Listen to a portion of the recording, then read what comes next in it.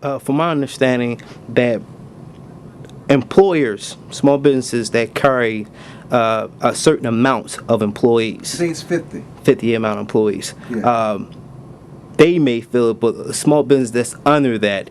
But what if that small business makes 250,000 in revenues? It's easy for a business with 2 or 3 employees to make $250,000 a year. I mean, that only takes a business. Let's just say the business is bringing in $25,000 a month for 10 months. That's $250,000. If you're a business, when you think about administrative costs, overhead, payroll taxes, the cost of doing business in terms of traveling, the service to clients, I mean, it's not a lot of money in terms of a small business. And you need to define what a small business is in the United States. Because as far as I'm concerned, the people I know, most small business owners, their receipts total around $250,000. Even whether it's a restaurateur, whether it's a hair salon, your receipts may show one thing, but what are you actually bringing in? Are they taxing you on what you actually profit or make at the end of the year? Those are the questions that you need to ask. I spoke to a small business owner, and he proposed the idea of, hey, maybe now small business can all come together and go to a health insurance company and say, hey, we have X amount of employees, X amount of companies. Can we create some type of pool, health insurance pool, that will cut our costs? Can we work out those type of deals? What do you think about that? I think you're missing something. The government's health care is mandated. You are forced. You have no choice unless you opt to pay the penalty. That's the whole point. The government is cutting out competition. And once you cut out competition and the government becomes the only game in town, the quality of the health care that the government provides will only go down and just drastically decrease over the years. And so therefore there are going to be huge lines. Therefore that the kinds of health care that people had in the past, in terms of the relationship that they may have had with their physician, the quality of health care will be so downgraded that the people that this government think that happen and try to benefit will benefit least. So, what do you propose, Mr. Williams?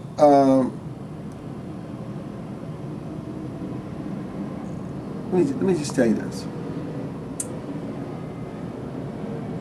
Have you ever seen in the government, it says the Internal Revenue Service, the employment services, the small business services? But you have to understand, when they say services, who's actually doing the servicing. We are exploited and are slaves of the government. We service the government. We're the people that go out and work hard and generate money for the government to come in and take our hard-earned services and what we generate, and they decide how they're going to distribute them. They have laws and people in Congress that back up and passing these laws, and it becomes the law of the land. That is why so many people in the states are suing the federal government, demanding that the government cannot violate our freedom of choice, our rights as citizens, to force us to take a mandated government health care program. Okay? Unless states like Virginia and other states that are joining suit succeeds, we are slaves. Slaves for the government. We work and they tell us how our money is going to be spent and tell us how much we're going to keep. That's the reality. We are not as free and not as much of a democracy as some people think that we are. These are the kinds of things you hear about in third world countries and Middle Eastern countries, where it's very difficult for people to even start a business.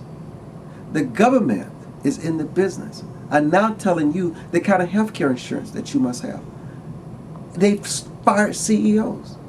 The government is not a creator of jobs. In order for the government to be successful in turning back this economic tsunami that we're facing, they must partner with small business owners, not with people on welfare, not with people who are looking for handouts. They must partner with small business owners, because it's small business owners that create 80% of the jobs in an economy, especially in a democracy and capitalistic society. It's just the reality. But don't you think this will benefit workers, employees, workforce in general across the nation by having a healthcare policy that will benefit them? I mean, you know, people are hurting, as you already know. People are hurting paying rent. People are hurting paying utilities. You name it. People are hurting, and to, so to speak, get a break on their bill, their health insurance bill. Don't you think that would benefit them? You sound like a socialist. You sound like we're in communist Europe. So are you telling me that it's the role of the government to take care of the people?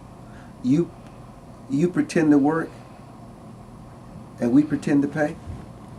Is it the role of the government when you're reckless with your mortgage that the government comes and save your mortgage? Is it the role of the government? Well, we're not talking about folks with mortgages. We're just talking about folks just trying to pay rent. No. That is your responsibility. The only role the government should have is to defend us against foreign enemies and to build the military.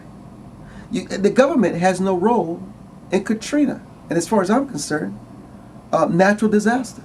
That is something that private charities, corporations, and private individuals We'd be scraping, barely making ends meet. You're trying to pay bills. You got kids to feed, and you're doing the best you can working 2 jobs. The United States is the greatest economic might ever known. There are people around the world that live, if they could get 25 cents a week, they could live. The United States standard is so overinflated when you compare it to the rest of the world. I mean, what we consider poverty here would be considered wealth elsewhere. It all depends on what you're measuring by. The government does not owe me a living. It is not the government responsibility to come here and bail me out when I can't make my payroll. There's a role for government, but it should be a very limited role. Even when it comes to our military, it is not our government role to be the military might for the world. When every time there's a crisis and somebody's in trouble and somebody's threatening with nuclear weapons, somebody else needs to step up to the plate. The bottom line is that the government cannot save people from reckless behavior and reckless decisions and reckless indecision. The government cannot do that. People must find within themselves the survival of the fittest. Before the Great Depression, 82% in this country, 82% of the people in this country were entrepreneurs. Whether it was farming, manufacturing, America was the builder. They were growing things. They had the best scientists, the best mathematicians. You cannot take away the initiative and the will of the people to do for themselves. Else you will look like. But if you're working 2 jobs, aren't you doing for yourself? If you're out there, you're busting your tail day to day working 2 jobs. That is nothing impressive, busting your tail working 2 jobs. That's what you're supposed to do. You're a grown man. Yes, you're supposed to do it, but hey, we are not benefit to have a nice huge bank account, no matter how hard we work. Some of us won't see $100,000. Most of us won't see $100,000 a year. Then you must cut back on your choices. You have to live within your means until your fortunes change. And people realize they can realize the American dream, but it doesn't happen overnight. But if you're living in a rat hole paying $500 a month, I would say you're living in your means. You're doing the best you can. No. There are many people who lived in those rat holes. There are many people who've come from dire poverty, and they've become some of the most celebrated entrepreneurs and industrialists the world has ever known. It's not about where you start out. It's that where you start out builds character. It builds resolve. It builds resilience. It builds a spirit of overcoming everything. We live in a society today, even we do it with our kids. We coddle them. We protect them from the pitfalls of life. Sometimes the kid's finger needs to burn on the oven in order to realize that you can't do that because there's a price for it. You cannot take away people's ability to struggle and to go through strife. Because what makes them into men and women, make them realize that they can fend and take care of themselves, and then you know the country's safe long after you're gone. Look at what our founding fathers sacrificed for America to become what it is today. Their way of life, their families, their crops, their wealth, and ultimately their lives. That's who we are as Americans.